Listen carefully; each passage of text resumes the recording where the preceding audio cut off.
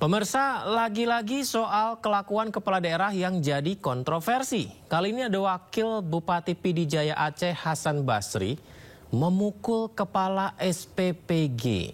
Wakil Bupati katanya emosi kepada pihak SPPG saat mendapati nasinya dingin di dalam menu MBG.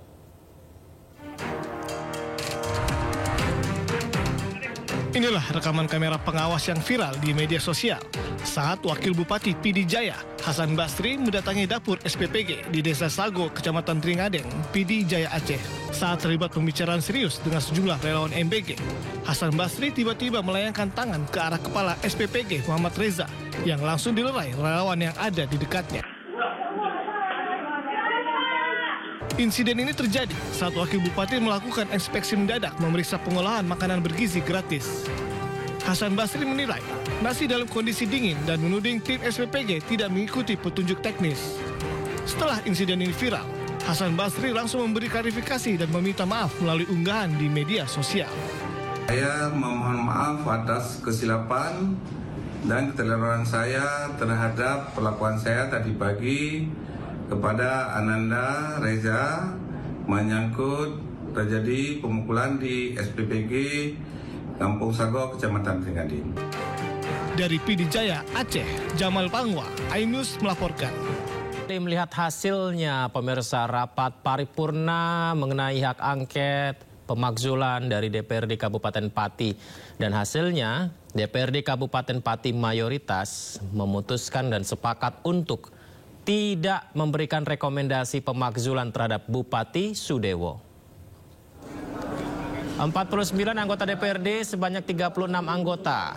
36 menyatakan tidak setuju dengan rekomendasi pemakzulan.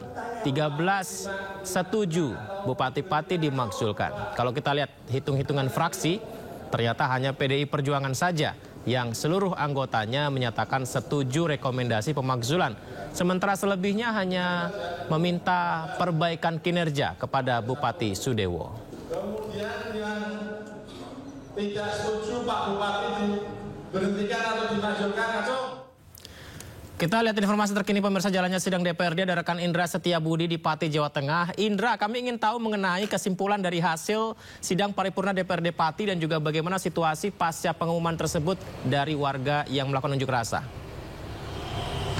Baik, selamat malam Yudi dan juga pemirsa. Dapat kami informasikan terkait agenda rapat paripurna pemakzulan ataupun hak angket pemakzulan daripada Bupati Pati Sudewo ini telah selesai dilakukan. Kurang lebih 4 jam lamanya proses rapat sidang paripurna digelar pada mulai tadi pukul 14 waktu Indonesia Barat hingga berakhir pada pukul 18 waktu Indonesia Barat. Di mana daripada hasil Yudi dan juga pemirsa ini menyatakan bahwa ini sudah final bahwa Bupati Pati Jawa Tengah Sudewo tidak bisa jadi dimakzulkan, maksud kami, dikarenakan memang kalah suara karena hanya PDI Perjuangan saja, karena PDI Perjuangan saja yang menyetujui pemakzulan begitu untuk dilengserkan. Dan mana ini anggota PDI ini sejumlah 12 orang dan kalah suara dengan para partai lainnya. Ini ada Partai Golkar, PKS maupun juga PKB, Demokrat. Ini menyarankan memberikan kesempatan kedua mengusulkan Bupati Pati Sudewo untuk melakukan perbaikan dan mengembalikan lagi rasa kepercayaan dari masyarakat untuk dirinya, dan nantinya diharapkan mampu lebih baik lagi ke depannya untuk Pati sendiri. Dan kalau dapat informasikan juga bahwa tadi setelah hasil putusan yang dilakukan oleh pimpinan DPRD Pati, ini warga Pati yang kontra terkait yang menyetujui untuk dimakzulkannya Bupati Pati Sudewo ini telah bubar secara baik, begitu tidak ada perlawanan, tidak ada aksi anarkis dalam aksi pengawalan rapat paripurna yang digelar sejak siang hingga malam hari ini, Yudi. Dan mereka juga saat ini situasi terkini juga sudah mulai kondusif. Jalan yang semula ditutup ini sudah kembali dibuka lagi oleh pihak kepolisian lantaran sudah dibersihkan oleh pihak kepolisian maupun juga dinas kebersihan. Dan saat ini untuk lalu lintas sudah kembali normal dikarenakan sudah aman bagi para pengendara roda 2 maupun roda 4 untuk melakukan aktivitas seperti biasanya.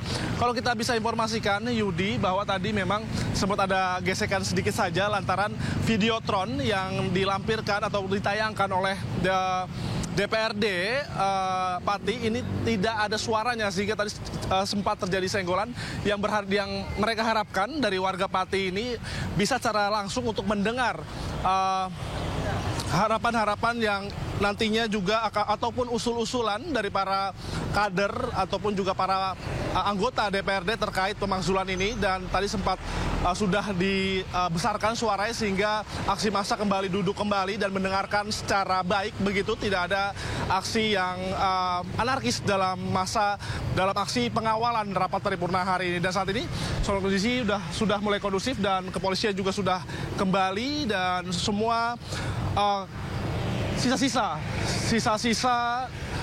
daripada sampah-sampah ini sudah mulai dibersihkan juga, Yudi. Kembali ke Anda, Yudi. Baik, terima kasih. Semoga tetap tertib, aman, lancar, dan keputusan ini memang menjadikan hasil yang terbaik ya, sesuai dengan harapan masyarakat. Indra, terima kasih. Selamat bertugas kembali. Kami nantikan laporan terkini dari Anda. Selamat malam. Kalau tadi adalah informasi dari Pati, pemirsa berikutnya ini dari Kota Bandung. Jadi Wakil Wali Kota Bandung Erwin membantah ia terjaring operasi tangkap tangan kejaksaan. Jadi tidak OTT kejaksaan.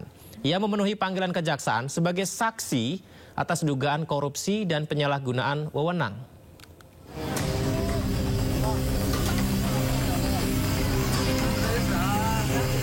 Wakil Wali Kota Bandung Erwin akhirnya angkat bicara menanggapi kabar yang menyebut dirinya terkena operasi tangkap tangan Kejaksaan Negeri Kota Bandung.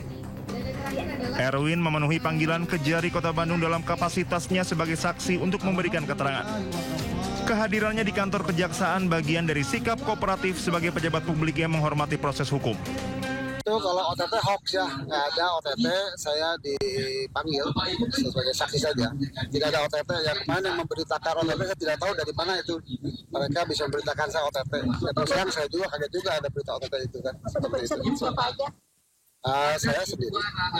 Penyalahgunaan kewenangan di Pemda Kota Bandung ya Pak? Ya, ada hal seperti itu, ada kewenangan, ada juga terkait tindak pidana korupsi ada. Sampai dengan saat ini yang bersangkutan masih berstatus sebagai saksi terkait dugaan tindak pidana korupsi, kegiatan, saya ulangi, dugaan tindak pidana korupsi dalam penyalahgunaan kewenangan pada pemerintahan daerah Kota Bandung tahun 2025. Masih sebagai saksi beliau. Erwin juga mengimbau masyarakat agar tidak mudah percaya atau terprovokasi isu dan informasi yang belum terverifikasi. Ia meminta publik menunggu hasil pemeriksaan resmi dari Kejaksaan Negeri Kota Bandung. Dari Bandung, Jawa Barat, Billy Maulana Fingran, iNews melaporkan. Dari Probolinggo kita ke Makassar, ugal-ugalan membawa motor gede warga negara asing asal Irak diamankan polisi. Ini terjadi di Makassar, Sulawesi Selatan, dan mirisnya dua WNA itu adalah mahasiswa dari Universitas Hasanuddin Makassar.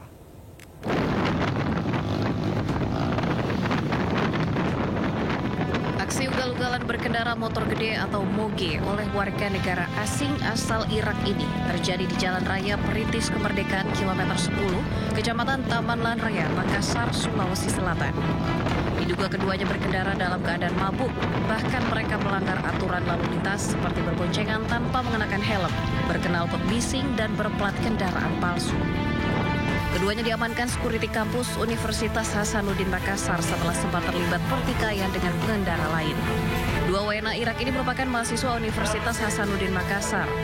Pihak Unhas pun meminta maaf akan aksi mahasiswanya yang meresahkan warga Kota Makassar. Kedua mahasiswa asing jalani pemeriksaan di Satreskrim Polrestabes Makassar. Kendaraan moge yang digunakan pun disita pihak kepolisian. Dari Makassar, Sulawesi Selatan, Syahrul Adiaksa, iNews melaporkan.